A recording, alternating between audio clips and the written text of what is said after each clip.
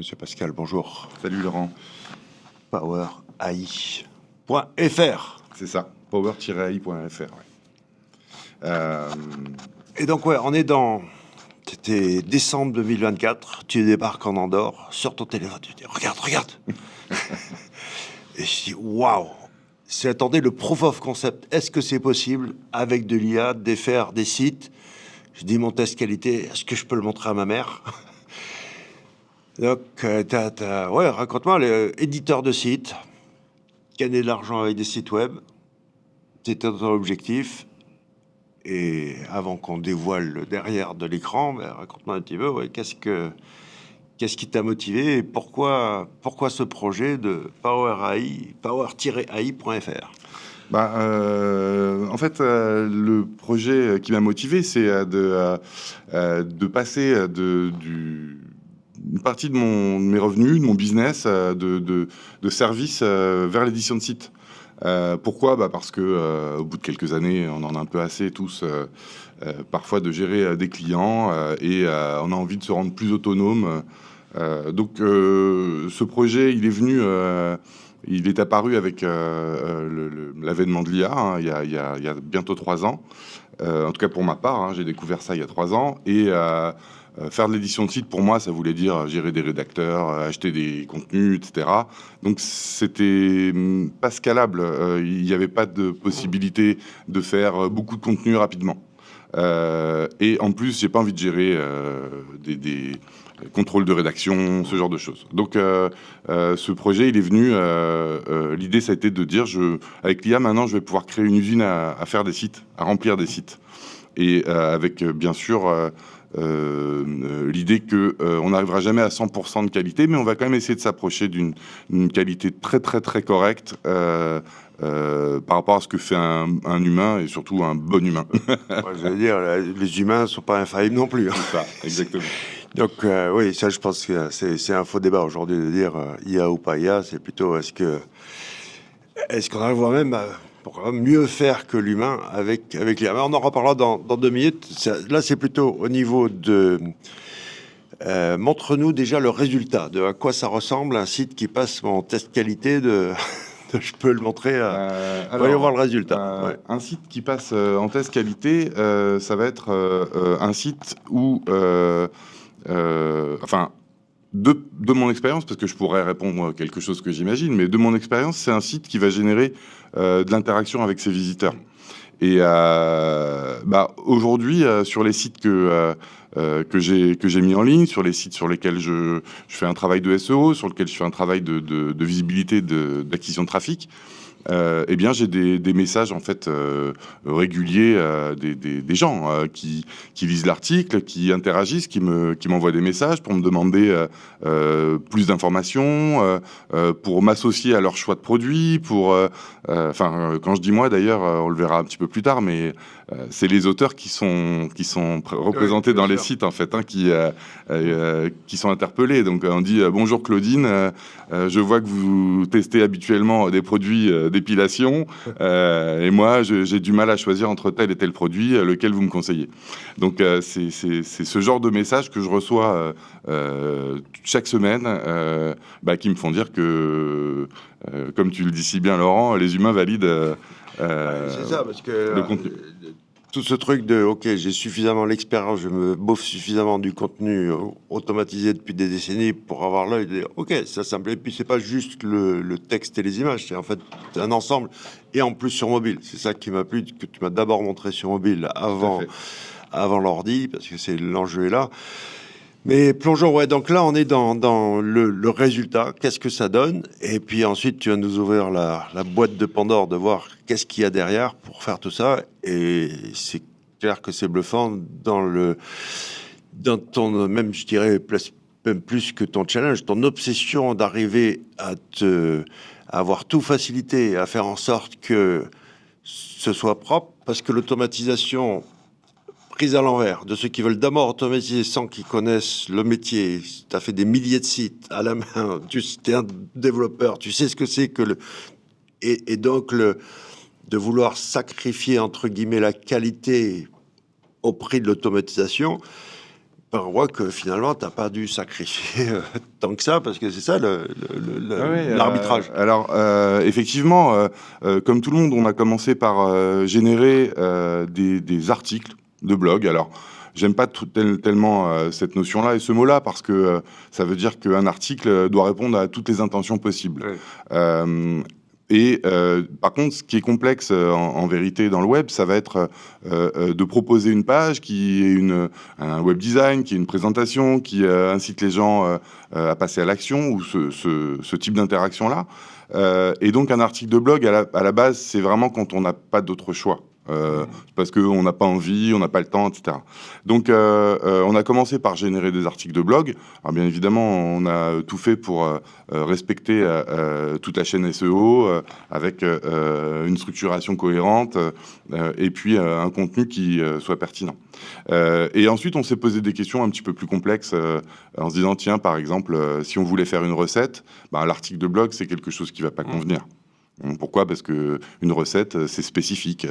On va parler d'ingrédients, on va parler d'ustensiles, on va donner des étapes de réalisation, on va proposer que boire avec le plat que l'on va préparer, etc., etc. Donc, on est vraiment dans une structure très typée. Et donc, cette approche que nous, on a eue, c'est une approche qu'on a habituellement avec nos clients quand on crée des sites internet. Ça va être l'approche de dire qu'est-ce qu'on veut montrer et quel est le meilleur moyen de le montrer. Est-ce qu'on a besoin dans une recette d'avoir de l'interaction ? Oui, on a besoin d'avoir un petit peu d'interaction. Par exemple, j'ai une recette pour 4 personnes, malheureusement, mes invités, ils sont 8 ce soir. Donc, on a besoin, par exemple, de pouvoir modifier les quantités d'ingrédients, pour réussir à avoir une recette pour 8 personnes. Et puis, comme j'ai une liste d'ingrédients, peut-être que c'est intéressant de pouvoir cocher les éléments que j'ai déjà dans mon frigo pour savoir ce que je vais devoir acheter. Donc, voilà, c'est typiquement ce genre de choses qu'on a évalué. On a poncé tous les sites de recettes les plus connus et les moins connus. On a fait un bilan de tout ce qui était bien et de tout ce qui n'était pas bien, de notre expertise. Et ensuite, on a maquetté complètement un type recette. Qu'est-ce que c'est une bonne recette ? Voilà. Et on s'est aperçu aussi qu'à un moment, il fallait monétiser. Donc, si ton site est dans AdSense qui fait 1 million de vues par jour, en effet, tu vas pouvoir le monétiser, mais on n'est pas tous dans ce cas-là. Donc, nous, on a choisi... Montre-nous une page justement où ça monétise. Alors, par exemple, on pourrait... montrer qu'est-ce qu'on avait tout à l'heure, voilà, protéger sa peau, astuce incontournable pour éviter les coups de soleil. Donc ça, c'est une page qu'on a générée et qui va expliquer comment on protège sa peau l'été. Et là, de manière contextuelle, en plein milieu de l'article, puisqu'on parle des différents types de produits solaires, c'est là où on a quelqu'un qui se dit « Ah je viens de lire ce qu'il faut, je peux en acheter un immédiatement en fait ». Et nous, on sait aujourd'hui que ce type de bloc convertit, clairement. Pourquoi ? Parce qu'il est complètement contextualisé. Ensuite, j'ai préparé la peau, j'ai l'hydratation. Alors, les produits nourrissants. Donc là, d'un coup, on va proposer des boîtes avec des produits nourrissants. Quand je dis des boîtes, c'est des boîtes d'affiliation. Et puis, un petit peu plus tard, qu'est-ce qu'on a ? Il faut aussi se protéger du soleil. Donc là, on propose des bobs.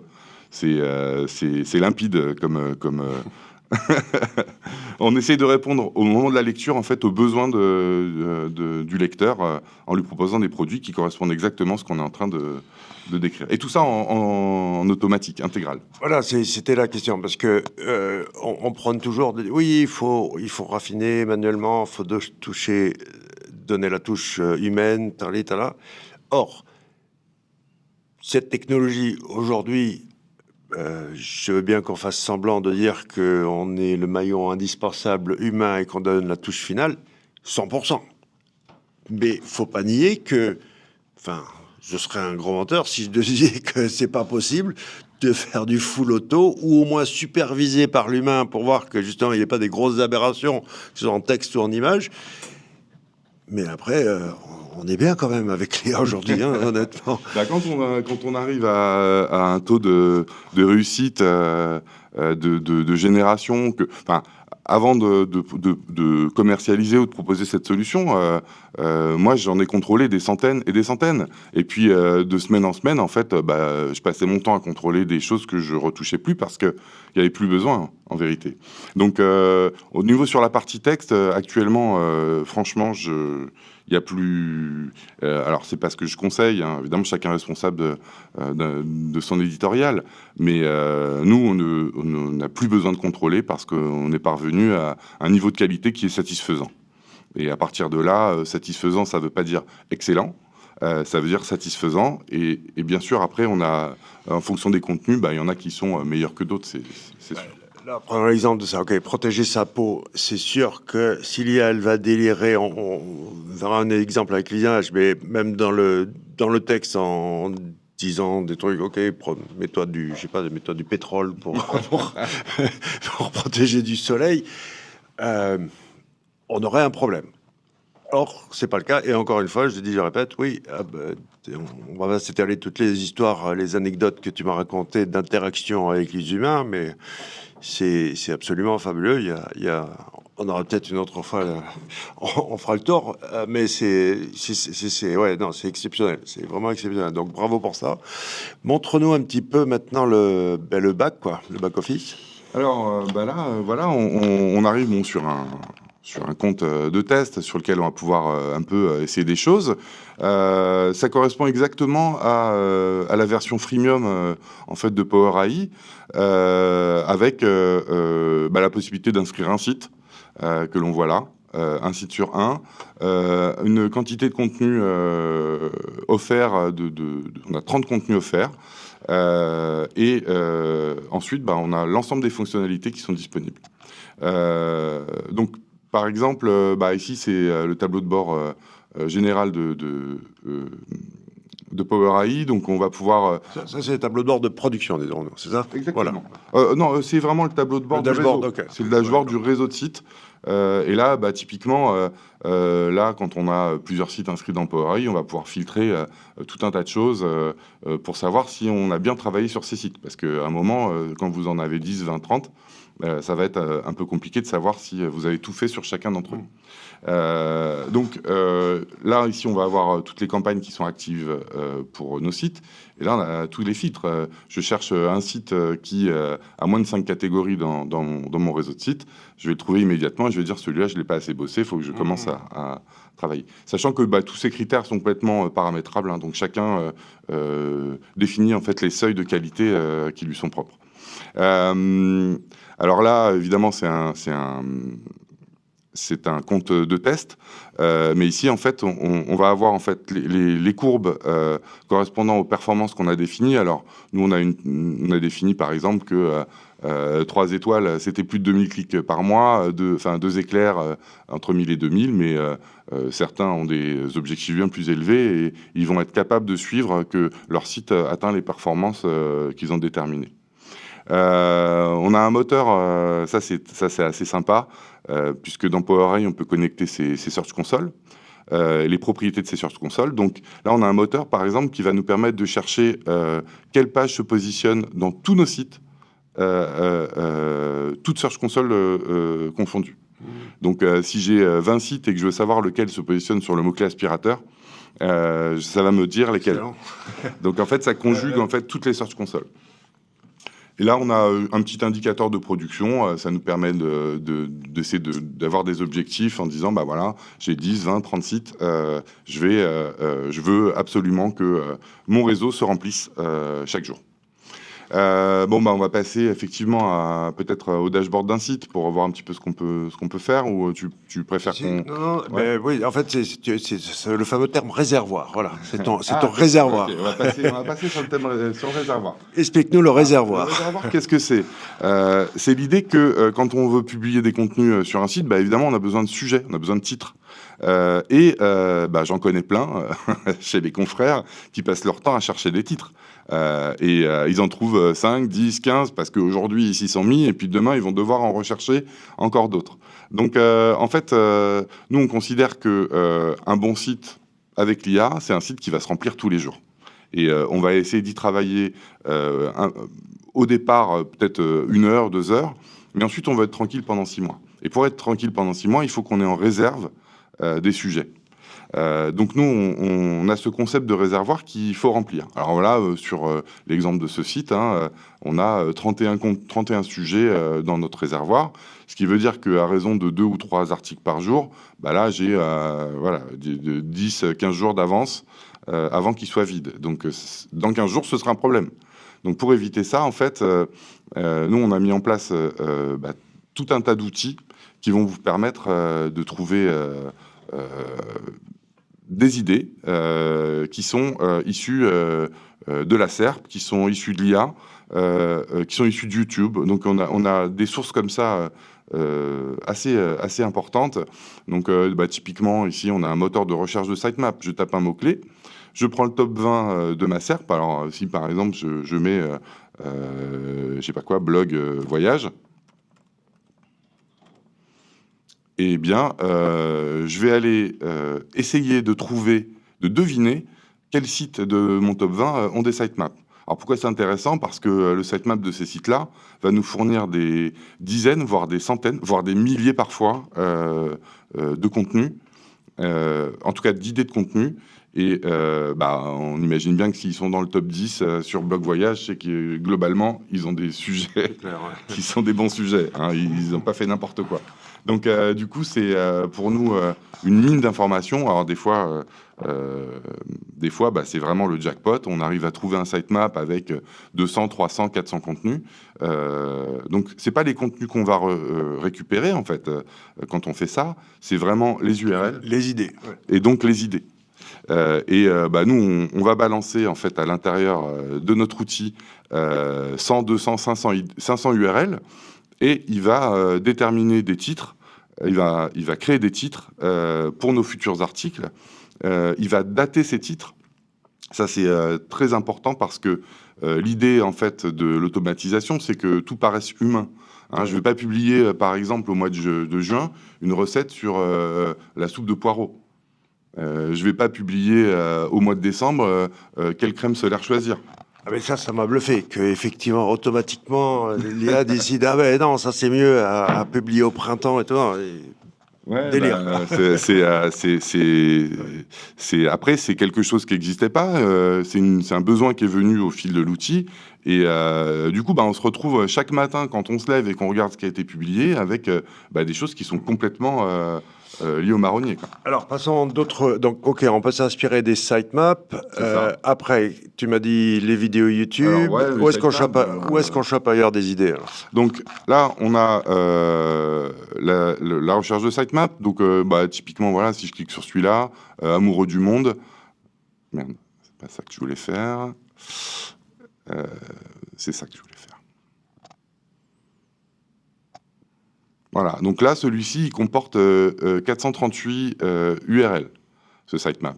Et donc, on a des choses dans plusieurs langues, mais bon, on s'en fiche, puisque, quelle que soit la langue, en fait, l'IA va nous fabriquer des titres en français pour nos yeux, pour notre contrôle, et ensuite publier les contenus dans la bonne langue en fonction de la langue de votre site WordPress. Hein. Donc là, typiquement, voilà, République dominicaine, que faire en République dominicaine, que faire à Abu Dhabi, à Bali, que sais-je. Hein. Donc si je veux des sujets, je les prends tous et puis je les ajoute dans mon réservoir et j'ai 438 nouveaux sujets. Voilà. Donc on va regarder un petit peu, on va pas mettre ceux-là, mais on va regarder un petit peu d'autres qui y sont déjà. Attends, déjà dans la page. Ah oui, pardon, les différents outils. Ouais. Donc le sitemap, c'était ça ta question. Donc là, en fait, on peut récupérer des sitemaps depuis la SERP. On va pouvoir récupérer, si vous avez vous utilisez Alloscan, en fait, on va pouvoir, avec les clés de l'API. Alloscan, le meilleur outil de recherche, d'analyse de mots-clés. Voilà, donc là, typiquement, récupérer les top pages. On récupère depuis Alloscan, en simplement mettant ces clés API, les top pages et les top mots-clés historiques du domaine. Et donc on peut faire ça avec le domaine sur lequel on est en train de travailler, mais on peut aussi saisir un autre domaine. Bien sûr, ouais. On a trouvé un autre blog de voyage qui est super, on récupère ces top pages et ces top mots-clés. Ensuite, vidéo YouTube. Bon, là, par exemple, on est sur le voyage. Qu'est-ce que c'est? Je vais taper plage, puisqu'on était sur un site qui parlait un peu de la plage et de l'été. Hop. Donc là, on va retrouver... là, on a 50 vidéos, mais en changeant de mots-clés, on peut en avoir 50 autres. Donc là, on va pouvoir insérer dans notre réservoir 50 vidéos qui parlent du sujet. Donc on va avoir des titres qui vont être réécrits et des vidéos qui vont être utilisées comme contexte pour générer le contenu. Donc si ensuite on regarde la vidéo et qu'on lit le contenu, on va avoir tout qui va être récupéré, restructuré, bien présenté. Donc ça, c'est générer des articles avec comme source une vidéo YouTube. On va pouvoir aussi importer tout ce qui est issu de Web Archive, de la Wayback Machine. Alors ça, c'est aussi intéressant parce qu'on va récupérer tout à partir d'une certaine date. Par exemple, quand vous remontez un expiré, vous l'avez acheté en 2025, en janvier, vous l'avez mis en ligne en janvier 2025, vous voulez récupérer toutes les anciennes URL. Et donc là, vous allez pouvoir choisir une date à partir de laquelle ça va tout récupérer. Bon là, typiquement, c'est un site de test, donc on peut pas, mais si on met, je sais pas quoi, moi, qu'est-ce qu'on pourrait mettre Laurent non, c'est pas un site de voyage. Non, je sais pas, govoyage.fr ou je sais pas quoi. Govoyage.fr, hop.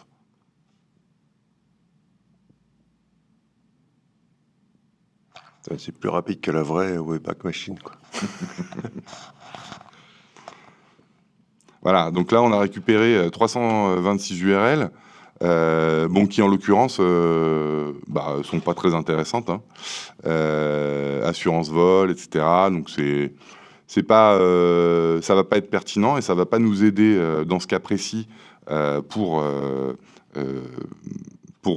enrichir notre réservoir. En revanche, parfois, on achète un expiré et on sait pourquoi on l'achète. On sait que ce site, il a eu un beau blog avec 20, 30, 50, 200 sujets. Et là, on va pouvoir les récupérer directement. Et en plus, ce qui est intéressant, c'est qu'ici, on a un petit bouton qui va nous permettre de créer les redirections en automatique lors de la publication. Ce qui veut dire que du coup... ça crée un nouveau contenu et ça crée la redirection de l'ancienne URL vers le nouveau. Donc ça, c'est quand même très sympa. Et on a aussi une petite option qui va nous permettre de réutiliser le contenu original si jamais il était bon. Et ça nous permet aussi de rester dans le respect du droit d'auteur, puisque à la fin, on n'aura pas le même texte. Ouais. Voilà. Ok, maintenant, est-ce qu'en la phase préparatoire, tu peux importer un flux on peut importer le flux RSS, on peut importer ses propres données. Donc, par exemple, ici, si vous avez d'autres outils, du SEMrush, je ne sais pas quel outil SEO, que vous arrivez à filtrer de l'URL ou du sujet ou du mot-clé, eh bien là, vous copiez-collez, par exemple, une liste de 500 mots-clés et ça va créer 500 sujets autour de chacun de ces mots-clés. Les auteurs. Alors, les auteurs. Donc, on va retourner sur le tableau de bord de notre site. Donc, ce site, actuellement, on a généré 4 auteurs, qui sont ces 4 personnes-là. Pour chacune d'entre elles, on a évidemment une bio. On peut aller, pour chacun d'entre eux, spécifier, en fait, des instructions rédactionnelles. Alors, j'ai quelques personnes qui utilisent déjà l'outil, par exemple, qui vont faire en sorte que chaque auteur soit dédié à une catégorie. C'est un blog un peu généraliste avec une catégorie high-tech, une catégorie maison déco et une catégorie voyage. Eh bien, ils vont faire 4 auteurs et ils vont aller mettre ici spécialisés dans les voyages. Et ça va être pour orienter le choix de l'auteur au moment de la publication de l'article dans sa catégorie. Mais ils vont pouvoir aussi mettre je suis plutôt marrante. J'écris comme je parle. Et ça va donner évidemment un style très spécifique à cette personne. Je vous passe bien sûr tous les tips que vous découvrirez par vous-même. Et évidemment, vous allez pouvoir éventuellement indiquer je m'inspire de telle personne qui est connue pour écrire ou ce genre de choses. Donc en fait, toute cette petite description-là, elle va être hyper importante puisque c'est ce qui va permettre d'abord de choisir le bon auteur pour le bon article. Ici, on a Claudine. Claudine, elle écrit pour le voyage. Et à côté, on va avoir Marie qui va écrire uniquement pour, je sais pas quoi, la protection de sa santé quand on est en vacances ou l'assurance voyage ou je sais pas. Donc, d'une part, effectivement, on va pouvoir spécialiser chaque auteur pour chaque catégorie, mais on va aussi pouvoir préciser la manière dont il écrit. Et on a un algo à chaque publication de contenu qui va déterminer quel est le meilleur auteur pour ce contenu. Et je précise encore autre chose, c'est qu'un auteur, il est sexué, hein, c'est un homme ou c'est une femme. Et donc, la rédaction va être également accordée au genre de l'auteur. Donc ça, c'est pas non plus simple à faire.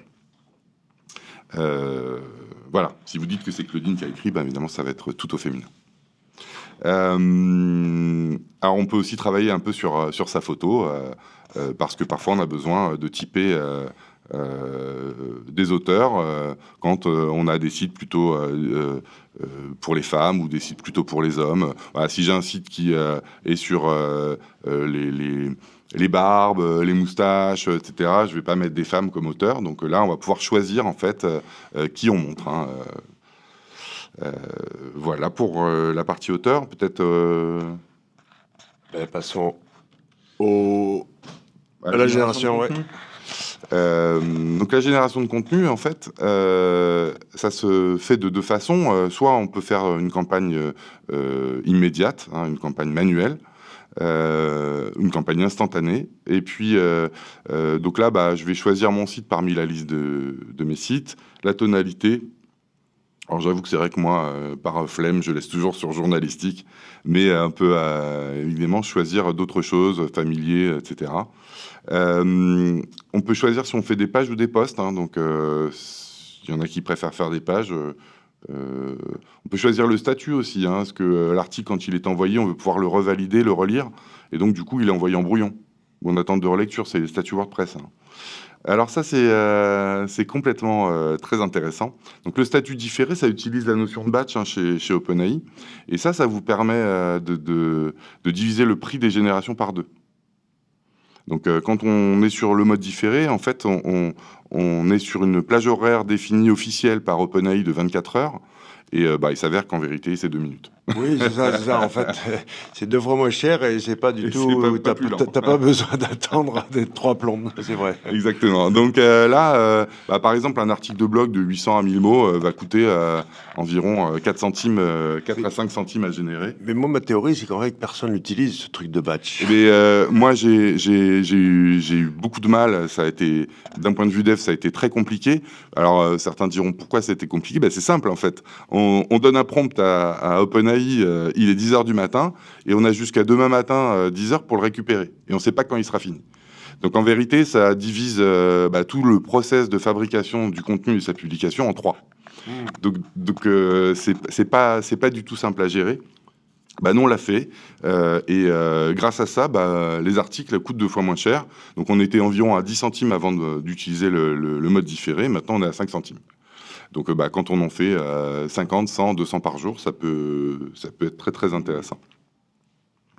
Donc ça, c'est le mode différé. Là, pour la saisie des titres, hein, dans cette campagne manuelle, on peut soit écrire un titre, parce qu'on le connaît. On peut lui demander de générer des titres avec l'IA. Tiens, par exemple, on était sur la plage, mais on a parlé des recettes tout à l'heure, donc on va faire plage. Et puis, on va lui demander un petit peu de nous aider sur des recettes de cuisine pour la plage. Alors, j'imagine que ça va être des pique-niques ou ce genre de choses. Voilà, sandwich d'été au saumon fumé et avocat, salade croquante au quinoa et agrumes de bord de mer, brochette de fruits exotiques et leur coulis passion, cookies croustillants et glace maison à la noix de coco. Donc voilà, on est sur effectivement des recettes d'été. On va prendre celle-là par exemple. Et puis on va faire aussi peut-être on peut utiliser notre réservoir aussi, hein, depuis directement en campagne ici manuelle. Donc je peux chercher un élément. Donc qu'est-ce qu'on avait créer un coin détente dans son jardin, pourquoi pas. L'art du jardinage, astuces et techniques aménagées. Voilà, glacière. Comment la choisir pour des boissons fraîches toute la journée? Ça, c'est pas mal parce que peut-être qu'on va avoir aussi des produits d'affiliation qui vont être liés à tout ça. Voilà, donc là, j'ai deux choix. Alors, voilà, on n'a pas toute la journée non plus, hein. Donc, on va faire rapide, mais en fait, là, j'ai un choix, soit full auto, hein, donc je clique ici et c'est parti. Ou bien je vais pouvoir générer les sommaires et moi-même vérifier tous les H2E, l'endroit où sont les photos, rajouter les produits d'affiliation parce que je sais qu'il en faut, etc. Donc on va avoir un système WYSIWYG là, avec du drag and drop qui va permettre de mettre en place directement la structure de chacun des contenus. Ça, c'est un truc qui m'a plu, c'est-à-dire que tu pars du principe que, OK, je peux faire full auto, mais tu laisses la main jusqu'à, effectivement, faire des modifications manuelles jusqu'au bout. C'est ça. Donc là, on va faire du full auto parce que ça va être un peu long à montrer. Ce sera l'occasion d'une autre vidéo parce que ça mérite encore un focus un peu différent. Donc là, j'ai lancé. Alors, si je vais dans mes files d'attente, normalement, vraisemblablement, alors j'en ai un qui est en erreur d'un autre moment, mais là, j'ai mes deux nouveaux articles qui sont partis et qui sont en batch. Donc dans le lot, qu'est-ce qui s'est passé? Mon sandwich d'été au saumon fumé et avocat, il a été défini automatiquement comme une recette de cuisine. Et comment la choisir pour vos boissons fraîches, il a été défini automatiquement comme un article de blog. Et c'est l'IA qui va définir directement dans quelle catégorie il va aller les ranger. Bon là, il va choisir mal, hein, parce que forcément, comme c'est un site en développement, on n'a pas toutes les catégories, on n'a pas prévu toutes les catégories qui vont bien. Mais voilà, c'est pour la démo. Qu'est-ce qu'on peut regarder le temps que ça génère? Alors, on peut aller voir les choix d'affiliation. Alors, sur l'affiliation, on a aujourd'hui deux types de contenus qui permettent de faire de l'affiliation. Donc, on en a un petit peu parlé, il y a les articles de blog. Donc, on l'a montré tout à l'heure, hein, ici sur les crèmes solaires. En fait, il va inclure des blocs contextuels dès que c'est possible. Et on a également les recettes. Donc, comme là, on a une recette qui est en train de se générer, on verra ce qui est proposé en affiliation. Et donc, cet outil-là, notre outil Power AI, il est compatible avec les trois plugins d'affiliation WordPress les plus utilisés, hein, qui sont Bazooka, qui sont Affimax et qui sont AAWP. Ça, c'est des choses qu'on détermine en fait dans ses préférences. Alors là, on est sur un compte de test, donc on va pouvoir ici regarder que dans ses préférences, en fait, on détermine soi-même quels sont les shortcodes qu'on utilise dans notre site. Alors bien sûr, là, moi, c'est Bazooka, donc j'ai ce shortcode-là, mais quelqu'un qui utilise Affimax, il a autre chose. Et donc là, on a juste un élément qui sera variable, hein, qu'il faut laisser dans son shortcode pour que l'outil utilise le bon shortcode à la génération des contenus. Ce qui va vous permettre d'avoir de l'automatisation de produits d'affiliation directement dans tous vos nouveaux contenus. Dès que c'est possible, il l'ajoute. Il y a aussi le monitoring de vente de liens. Donc ça, par contre, c'est manuel. Il faut rentrer quand tu veux un lien. Ouais. Tout à fait. Alors effectivement, il n'y a pas encore d'API, mais peut-être ça peut être un message, hein, pour nos amis qui ont des plateformes de vente de liens. Mais quand on est éditeur, effectivement, on a toujours envie de savoir où on en est avec son réseau, avec ses investissements, avec ses ventes. Donc nous, on a mis en place un tableau financier qui vous permet de saisir toutes vos ventes de liens, vos revenus d'affiliation, vos revenus publicitaires. Et ici, vous allez avoir du coup toutes les courbes qui vont montrer si vous êtes bénéficiaire, qui vont vous permettre par exemple, pour toutes les plateformes d'affiliation, d'avoir vos meilleurs sites ou vos meilleures plateformes. D'accord? Donc ça va être, c'est triable par site et par période. Donc j'ai envie de savoir, voilà, le mois dernier, combien j'ai fait, est-ce que j'ai gagné de l'argent, est-ce que j'en ai perdu, et qu'est-ce que j'ai vendu, et pour quel site. Donc ça se fait ici, hein, donc sur la vente de liens, on vient saisir en fait, on choisit son site, on met son montant, la date comptable, la date de publication, le destinataire. Alors pourquoi le destinataire? Parce qu'il y en a qui travaillent en équipe. Donc comme on a ici bon, dans le mode démo, on n'a pas, mais dans le mode payant, on a la possibilité de gérer une équipe de rédacteurs. Donc, les plateformes, la page source, l'encre, la page de destination, et puis éventuellement un petit commentaire interne. Vous saisissez ça. Bon, on peut en saisir un, ça va être faux, mais tac, hop, aujourd'hui, vendu sur, par exemple, voilà, sur Semjuice, notre ami Nico. Page source, imaginons que vous ayez vendu un lien sur cette page. Hop. Hop, l'encre, crème solaire. Et puis page de destination, voilà, https://client.fr. Voilà, j'ai enregistré un lien.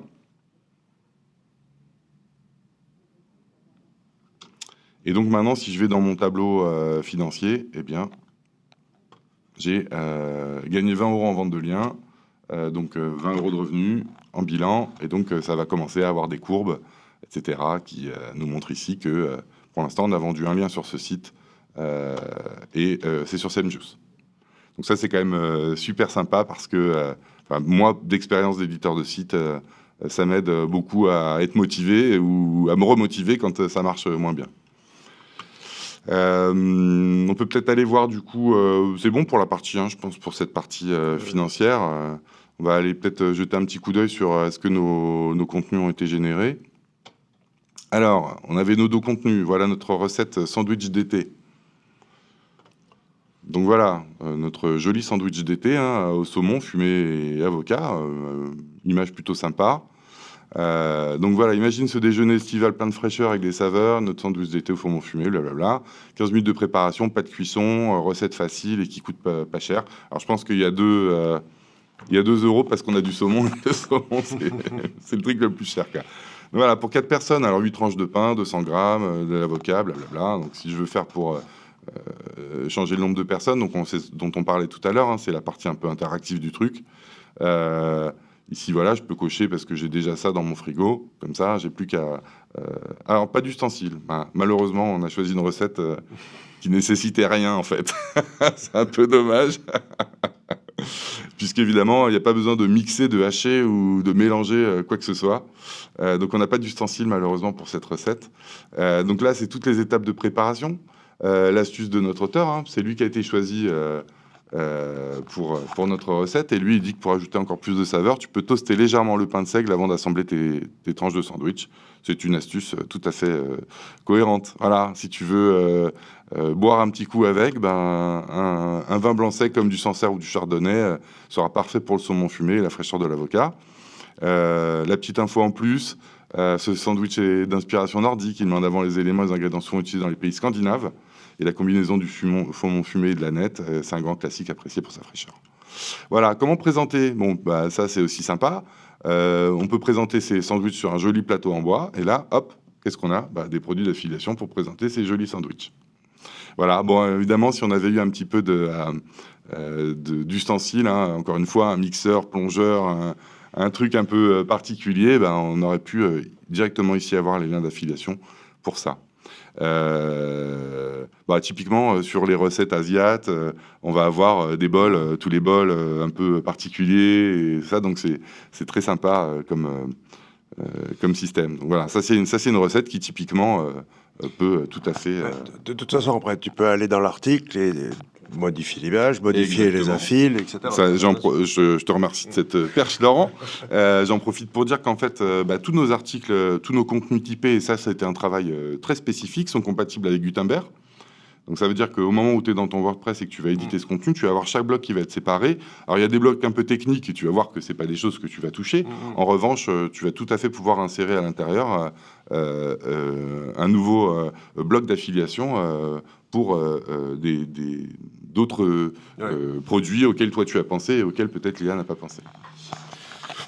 Donc là, ouais, après 2 ans de boulot, plus de 2 ans de boulot même, et maintenant que tu passes en prod, d'ailleurs, qu'est-ce qui a motivé aussi est-ce que c'était d'emblée de jeu que tu voulais aussi le proposer au public, ou parce que je sais qu'au départ ta volonté c'était pour toi, ton besoin à toi. Et qu'est-ce que tu as fait que tu n'as franchi le pas aussi de le proposer aux autres? Il y a plusieurs éléments. D'abord, c'est un outil qu'on a fait pour nous, et quand on fait un outil qui est pas très beau, même si c'est pour soi, à un moment, on a envie qu'il soit plus joli. Donc en fait, on commence déjà à faire un travail du X pour faciliter, optimiser en fait le temps sur lequel que tu consacres chaque jour à l'utiliser, et puis le plaisir. Moi, j'ai pas mal d'amis aujourd'hui, ou de confrères, hein, certains diront, mais dans le web, qui passent leur journée sur des fichiers Excel avec des connexions à OpenAI pour remplir des titres, pour remplir des trucs. Et j'en ai vu certains, ça les rend fous. Enfin, ils passent 5 heures sur des tableaux Excel, c'est pas une vie, voilà. Donc nous, on a eu une phase où l'outil était pas très joli, et on a eu besoin de rendre attractif, facile à utiliser et responsive. Moi, c'est un outil que j'utilise beaucoup dans le train quand je suis en déplacement. Donc il est full responsive. On peut contrôler ses contenus, générer des contenus pendant qu'on est à attendre son train ou à attendre son bus, quoi. Donc c'est quand même assez sympa. Donc on a fait ce travail du X et UI. On a fait le travail comme on est monté en charge. Donc on a fait un travail aussi de pouvoir gérer des quantités plus importantes de contenu. Finalement, on avait fait déjà 2/3 ou les 3/4 du boulot. Donc il restait plus qu'une couche pour le vendre. Donc vu que quand on a commencé à discuter, Laurent, on a dit que nous, on voulait switcher du service vers l'édition de site. L'édition de site, ça peut être aussi de l'édition de SaaS, quoi. Tout simplement. Non, mais en tout cas, ouais, c'est vrai, chapeau, parce que pour la prouesse, et effectivement, tu as été le proof of concept. J'attendais, je dis, ok les mecs en auto, je vous regarde, j'attends, j'attends. Et bravo pour ça, puisque tu es le premier qui est arrivé avec quelque chose qui passe tout à fait le fameux test de qualité. Il y a plus du tout ce...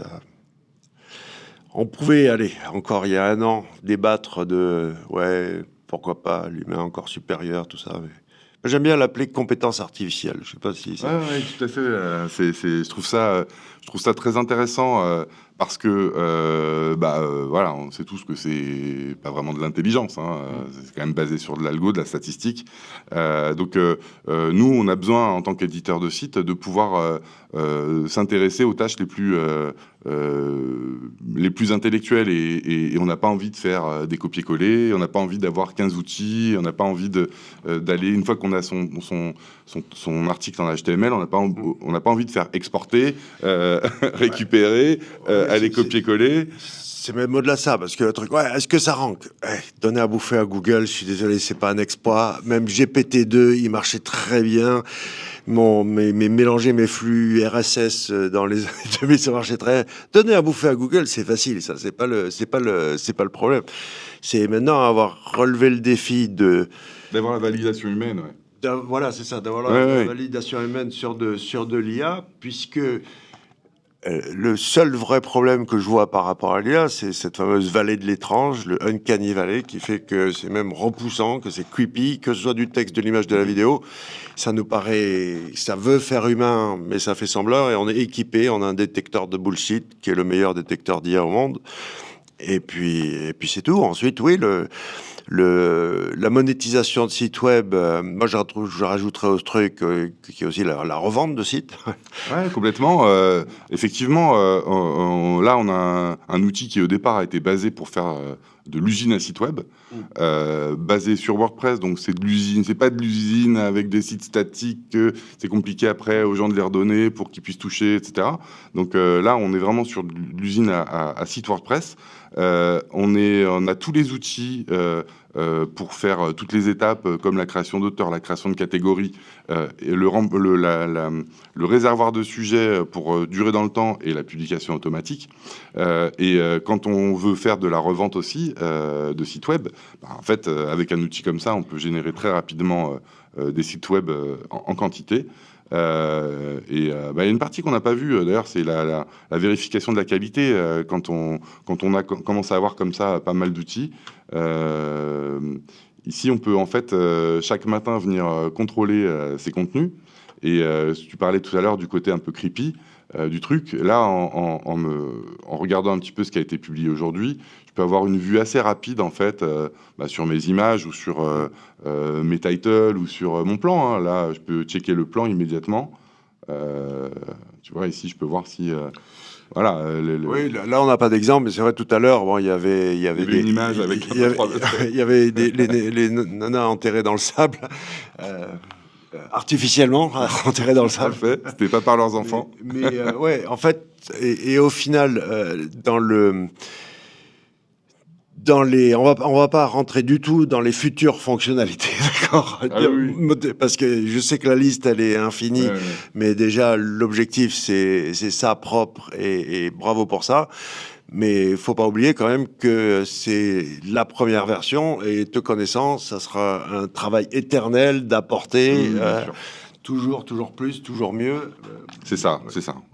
Donc on a beaucoup de projets sur l'affiliation, hein, vraiment sur la partie affiliation. Je sais, il y a plein de... Puis Plein de petites toujours faire, d'enrichir, toujours plus. Il y a plein de choses. Voilà, c'était juste cette petite partie-là, hein, que je voulais montrer absolument, parce que au final, quand on commence à faire de la masse, eh ben, on va plus aller lire les textes. Et donc, nous, on a mis en place une interface spécifique qui va nous permettre de modifier les images, les titles, les produits d'affiliation, sans aller sur les sites web. D'accord? Si j'ai 10 sites web, je reste uniquement sur cette page-là. Quand une image me plaît pas, je clique, elle est régénérée et remplacée directement sur mon site, et je ne vais plus sur les sites. Et si tu regardais l'utiliser même sur ton téléphone, ce qui est fabuleux, c'est que l'être humain, on a une capacité de s'habituer, et donc, ouais, même les images en petite vignette, bon, tes lunettes, moi, il faut que je commence à les... Je pense que j'ai besoin de lunettes, mais on arrive à... Je veux dire, en la supervision manuelle, ça va vachement vite. Tu regardes et utiliser ton outil, et effectivement... tu vas très très vite, quoi. Oui, c'est ça. Hein. Donc, tout a été fait en fait pour minimiser les actions fatigantes, les actions qu'on n'a pas envie de faire, chronophages. Donc voilà, c'est vraiment un outil qui a été pensé pour l'usage. Hein. Je me suis pas dit je développe un outil et je vais le vendre. Je me suis dit je développe un outil pour moi parce que j'ai des besoins. Et au final, depuis 2 ans et demi, il change au fil des constatations de ceci est casse-pied, ceci est long, ceci on peut pas le faire. Donc maintenant, on a un outil qui est vraiment utilisable et exploitable par les éditeurs de sites, soit pour la vente de liens, soit pour la revente de sites, soit pour leurs clients aussi, hein, de la revente de contenu, hein, c'est tout à fait envisageable. Donc, t'es pas obligé de mettre de l'affiliation, hein, d'ailleurs. Non, tout à fait. Et puis, voilà, moi, j'ajouterais que cet outil, il est vraiment fait pour gagner du temps, pour pouvoir scaler. Et après, chacun peut développer des business dès l'instant où les choses sont scalables, quoi. Donc, en tout cas, bravo, parce que je valide, Paul Sanchez valide, bref, il y a tous les... Je te laisserai faire le tour des autres. Je cite que mon ami Paul, mais oui, tu as quand même la validation de tout le monde, donc bravo pour ça. Et après, pour la suite des événements, tu reviendras nous tenir au courant et on ira un peu plus nerder en détail ton outil. En tout cas, merci Pascal et bravo. Merci beaucoup Laurent, merci pour ton temps.